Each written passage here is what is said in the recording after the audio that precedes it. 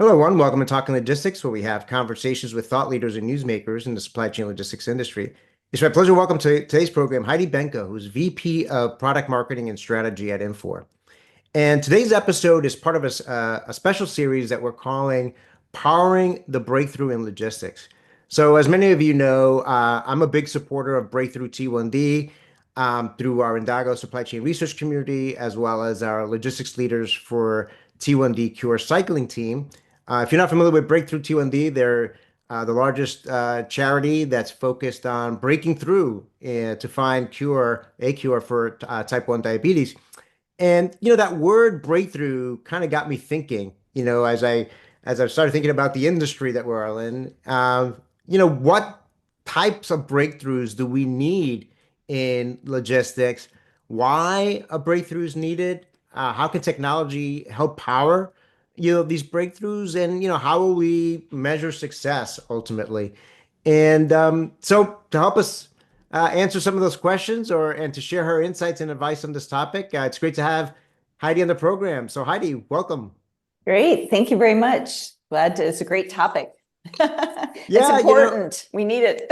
we need it. I mean, I think, when you look at just the way that we've started 2025 so far, we always talk about how supply chain logistics is such a dynamic and unpredictable environment. Yeah. And I think that we're on steroids right now when it comes to, everything involving supply chain logistics and foreign affairs and everything else. So it's really been a roller coaster ride so far the first few months here of 2025. So to get the conversation started, let's start with Yeah. that basic question. I mean, why do we need, to break through the way we've always done things in logistics? I mean, what are some of the driving forces? I mean, I think logistics, like you said, it's always had a lot of challenges and a level of unpredictability, right? And you could function with that at some point, right? But you can't today. I mean, I think there's so many more challenges and opportunities, right? The level of disruption is only increasing. Now there's all these new regulations. Of course, I'm still dealing with rising costs and visibility gaps, all those things that companies were trying to get before, but now I have all these new things. Like I said, disruptions, all the regulations, talent shortage issues, consumer expectations, and at the same time, technology is also evolving rapidly. So it's a time to really take advantage of that to change processes and enable that breakthrough. I think the speed of decision making needed today requires that. Yeah, and when you look at, when I look at things that, I've been in this industry now for it's coming up on 26 years, which I shiver a little bit every time I say that because that's a long time. Me too. That's like the same, actually. November be 26. Yeah. So actually this month, March, is 26. And when I look back, some of the things that we're talking about today, some of the things that are kind of top, supply chain logistics professionals need to be thinking about, things like sustainability, things like Yep. Forced labor in their supply chains. Those are just two examples, but those are Yep. things that perhaps they were talked about, 20 years ago, but they've certainly moved to the forefront today. There are certain regulations, whether it's the Yep. Uyghur, Forced Labor Act, some of the things in Europe with the sustainability, even here in the U.S., although there's some, again, this is part of the Right. unpredictability, with the new administration, but certainly it's something that's part of the roadmap for a lot of companies. And I think, the way I think about it is, if you're still running your supply chains like it's, like we're in the 1990s, Yeah. with the technologies we had then, with the processes we had then, with the same level of talent and and skills and capabilities, if we're stuck in that 1990s Yep. framework, we're never gonna be able to effectively and efficiently No. address this new environment, right? Right. No, I mean, I think companies won't be able, not even just run efficiently, they're not going to be able to run profitably, sustainably. You cannot manage all this additional data and processes with, the talent and the systems unless you are going to change all of that, right? The amount of new data for making decisions, the amount, like you mentioned in compliance, now I have to report on all this additional information.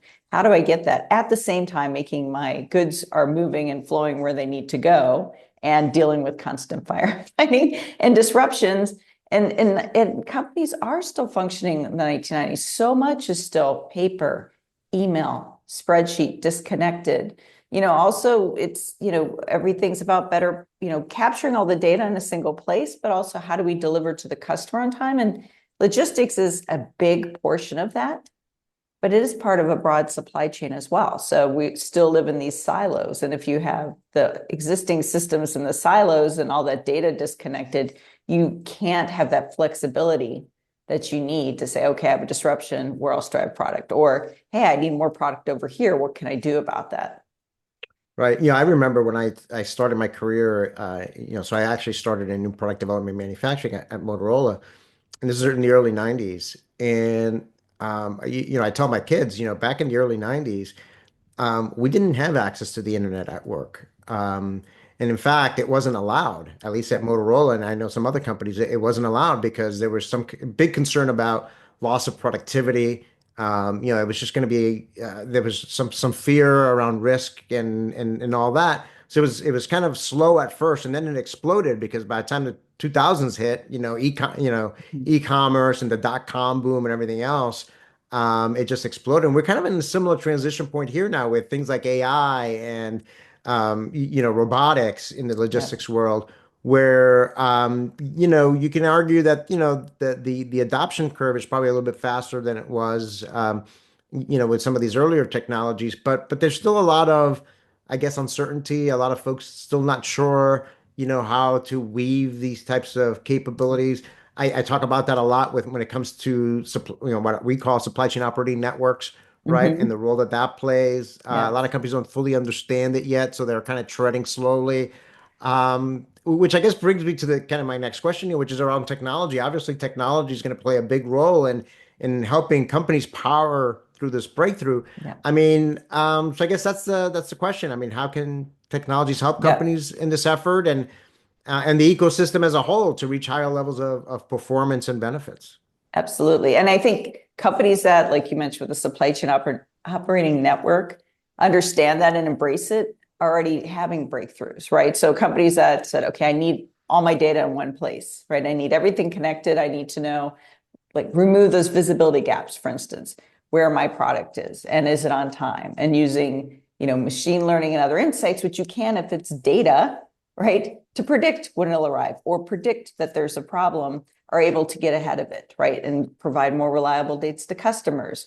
If something is kind of slowed or stopped, being able to get it and address it sooner to make sure they're moving. So companies are enabling better on-time delivery, for instance, customer service, or breakthroughs on how do I, we talked about sustainability, both from managing costs and sustainability. How do I, optimize my container utilization, right? And things like that. And I can do that if I have data, and you can let the system do the automation, right? But it's very difficult if it's people analysis to do all this. You can't react fast enough. So I do think companies see the ability to break through and address things. And it's kind of interesting, once companies get started, like, what next? What else can I do? Right? Because they see the value of it, right? And I think part of it's, what pain point do I address first? Right now, a lot of companies are, demurrage issues. Well, instead of just sitting there calculating how much, it's going to cost me, getting alerts earlier and saying, what, these are the containers you should be moving first, right? Let's help reduce that, and saving companies a lot of money on that. So there's a lot you can do when you have that data at your fingertips and more systems telling you what to do. Right. Now, I think, when I talk to shippers and carriers and logistics service providers, I mean, I think to me, what's foundational to break through is we have to really think about the way we connect, communicate, and collaborate with our extended trading partners. I think for a long time, a lot of companies were, we talk about breaking down the silos, right? So there's the Mm-hmm. internal silos between logistics and manufacturing, between sales and marketing, between supply chain planning, right? So there's all those internal silos that need to be, broken down. And certainly there are, in platforms that can help break those silos internally. Yeah. But of course, when we talk about logistics and supply chain, but broadly, right, it's not just your company; it's all your extended trading partners too. And I think Yeah.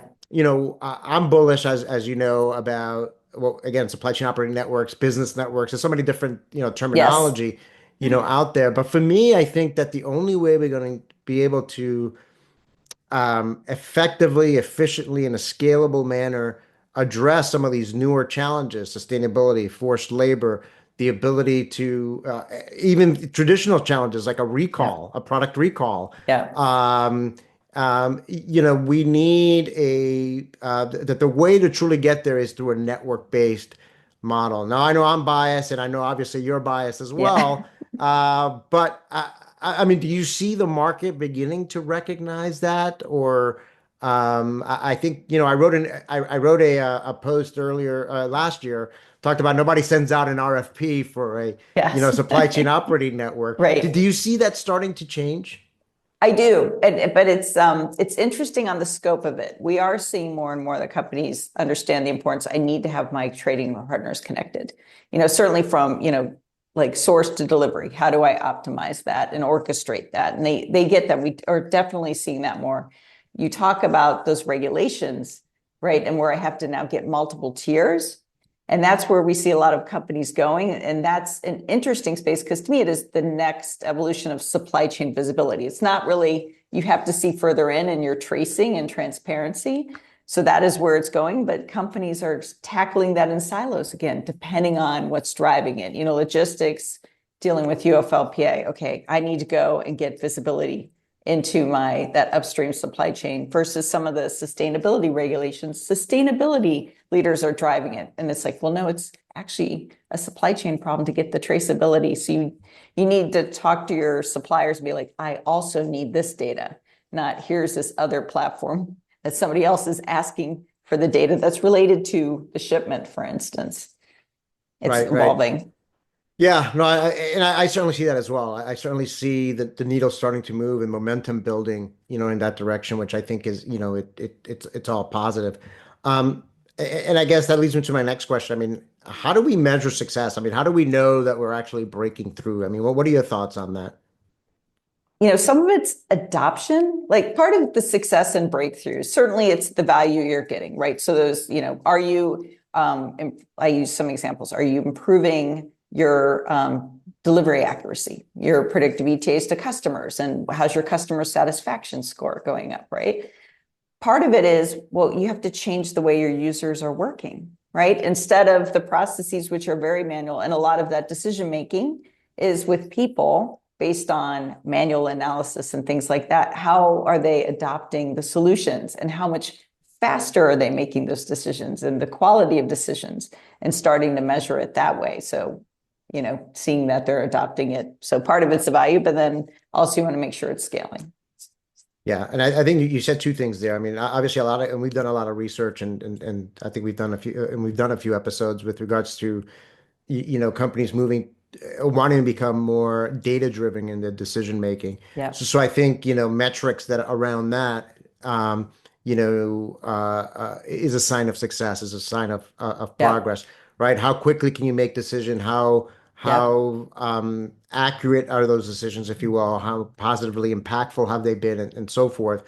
I think the days of, analysis paralysis are over. You can't afford to spend, days and No. weeks, number one, trying to find the data. Number two, Yeah. poring over the data and trying to make decisions. Yeah. You really have to have that data and the tools and the resources, the people to really, come up with decisions, much more quickly and much more, effectively.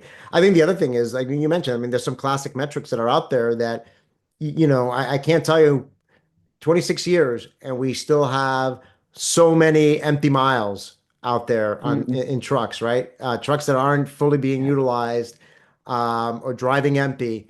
Yeah. So I think to me, it's when we start seeing, you know, uh, sustained progress in those areas. And I think, again, one of the ways to truly tackle that is through more efficient collaboration between different trading partners, right? So maybe collaborative shipping between multiple shippers where they can share capacity. Absolutely. And again, this goes back to what we talked about the network platform, because a network with all that data flowing through the network can identify those opportunities for shippers Exactly.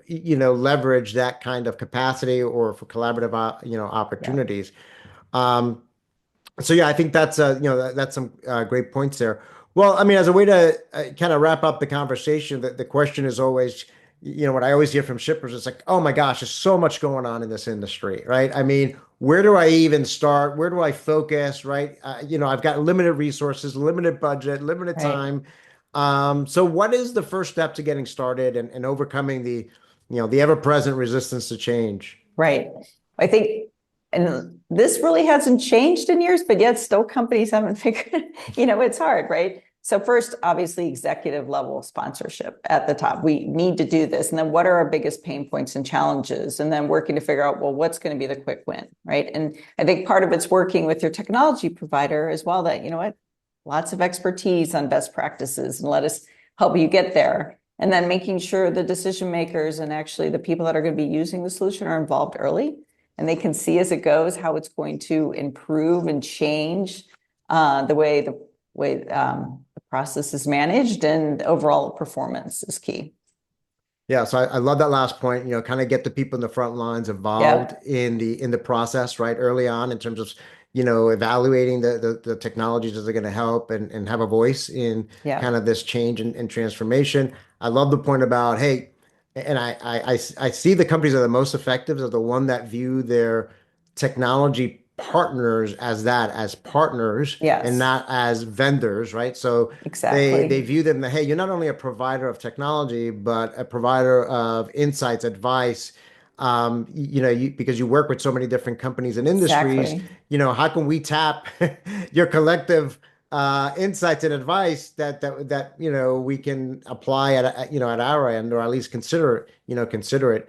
And then again at the like you said at the beginning, and that's I guess a universal truth is without executive sponsorship, for the time, the resources, the Yeah. budget, and so forth, it's very hard to move some of these things forward.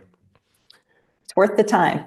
Absolutely, And it's absolutely. Well, accelerating, it's compressing, it's getting faster. I, So I time think to we all value. agree. Yeah, I think we all agree that we need breakthroughs in this industry, and that technology is going to play an important role, and that if not now, when, right? So, well, Make Heidi, I it think we, soon. yeah, exactly. I think it's now. The time is now. There is Time is no. now. I Yeah. mean, there used to be, I remember, companies would say, we're a laggard. We'll wait till other people to figure things out, let them make the We don't. mistakes, and then we'll Mm-mm. come, we'll eventually get Yep. to it. And I think that strategy today it's always been risky, but it's really a death sentence today because I by the agree. time you get caught up, or I mean, you even get caught up, by the time you start, you're never going to catch up, and you're going to be No, so far behind because of everything that's happening here. totally agree. Well, Heidi, this is a topic that's so meaty. We could probably design a whole conference around this, powering the breakthrough in It's true. logistics. That's the name of your conference. I'll be Yeah, there. but we provided some good food for thought. You provided some great food for thought for our audience. So I want to thank you again for making the time to be with us. Absolutely. Anytime. It's great to be here.